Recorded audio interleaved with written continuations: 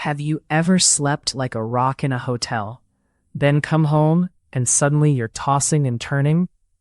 You're not imagining it, and it's not just the mattress. Your brain treats home sleep and away sleep differently, because sleep is not only about comfort, it's also about safety. In a new place, some people sleep lighter at first, but others actually sleep better because the usual triggers at home are gone. At home, your mind has learned tiny associations. That corner creaks. That streetlight hits your pillow. That you check your phone in bed. Away from home, those habits can reset for a night. There's also something called the first night effect, where part of your brain stays more alert in unfamiliar environments. That sounds like it should worsen sleep, but the story is more nuanced. In this video, you'll learn the main mechanisms that change your sleep away from home, and simple ways to bring the somewhere else advantage back to your own bedroom.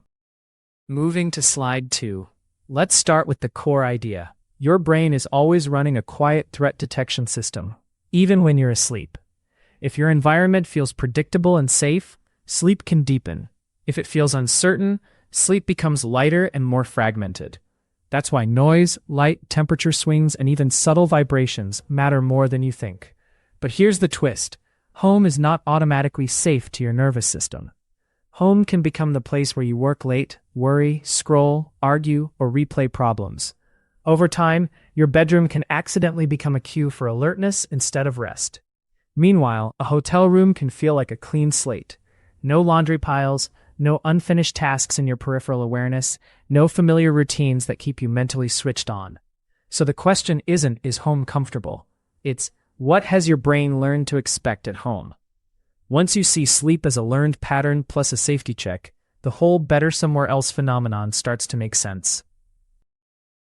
Moving to slide 3. Now let's talk about the first night effect, which is one of the best studied pieces of this puzzle. Research suggests that on the first night in a new place, many people sleep more lightly and wake more often.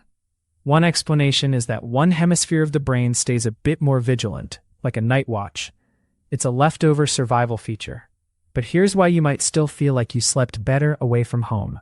First, you may be comparing it to a stressful week at home, not to your best possible night. Second, lighter sleep isn't always perceived as worse sleep, especially if you had fewer long awakenings or less rumination. Third, novelty can reduce habitual wake-ups. If you usually wake at 3 a.m. because your brain expects that pattern, a new environment can interrupt it.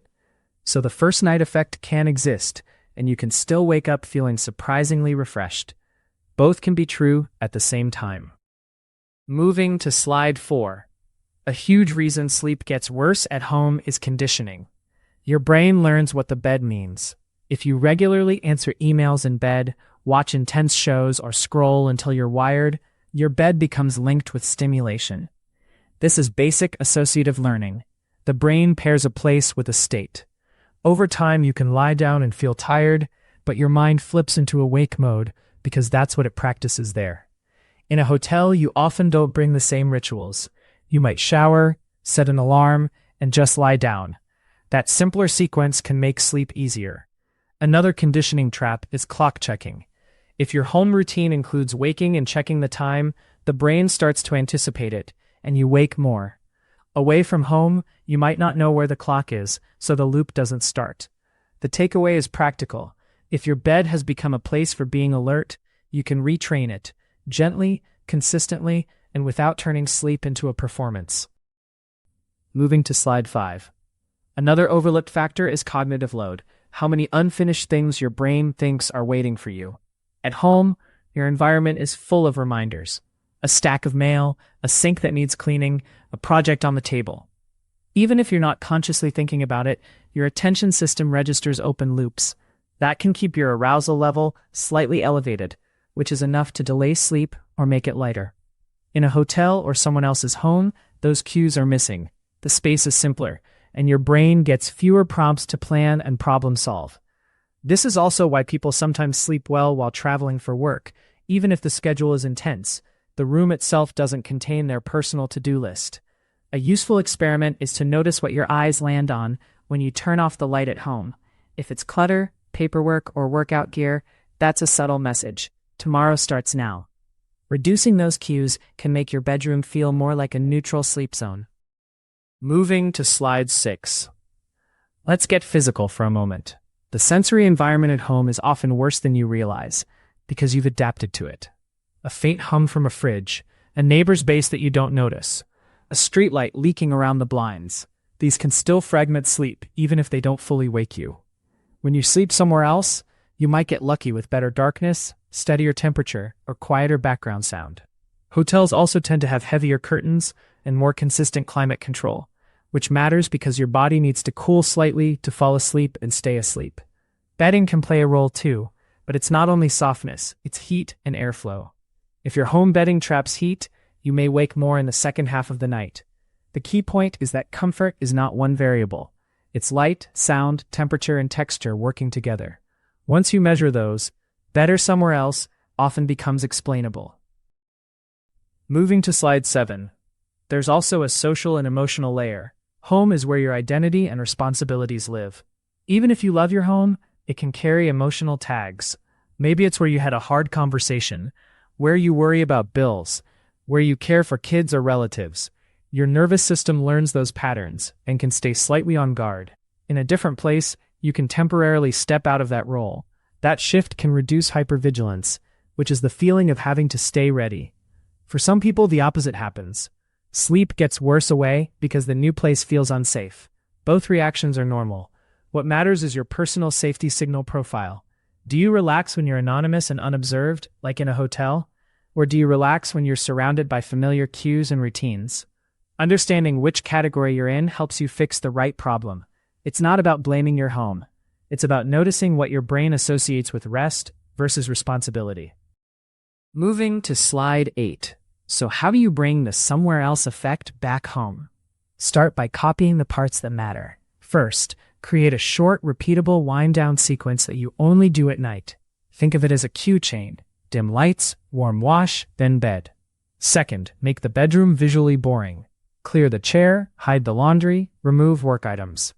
Third, control the sensory basics. Block light leaks, reduce unpredictable noise, and aim for a slightly cooler room. Fourth, protect the bed's meaning. If you can't sleep after a while, it can help to get up briefly and do something quiet in low light, then return when sleepy.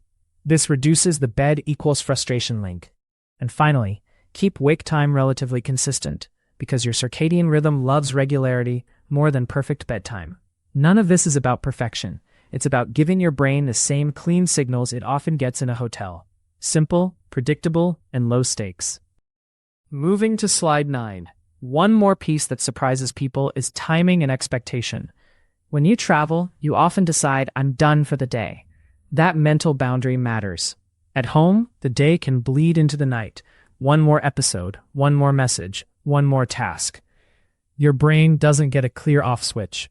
Try adding a hard stop ritual at home, even if it's small. For example, write down tomorrow's top 3 tasks earlier in the evening so your brain doesn't keep rehearsing them in bed. If you tend to worry at night, a short worry window earlier can help contain it. Set a timer, think it through, then close the notebook. Also, watch the story you tell yourself. If you think, I never sleep well at home, that becomes anticipatory stress. A better frame is, I'm training my system to feel safe here. Sleep is responsive. It changes with signals, habits, and expectations. When you adjust those, home can become the easiest place to sleep again. Moving to slide 10. Let's wrap this up with a simple way to diagnose your own pattern. If you sleep better somewhere else, ask, what changed? Sensory inputs, habits, or mental load? If it was sensory, you'll notice differences in darkness, temperature, or noise. If it was habits, you'll notice you didn't scroll, snack, or work in bed. If it was mental load, you'll notice you didn't see your to-do cues or feel on call. Pick one category first and improve that, because stacking 10 fixes at once can make sleep feel like a project. And remember the first night effect. One night is not a perfect test. Look for trends across several nights. If sleep problems are persistent, severe, or tied to breathing issues, mood changes, or daytime impairment, it's worth talking with a qualified professional.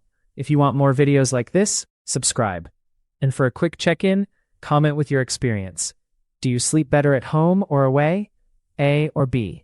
This information is not a substitute for medical advice.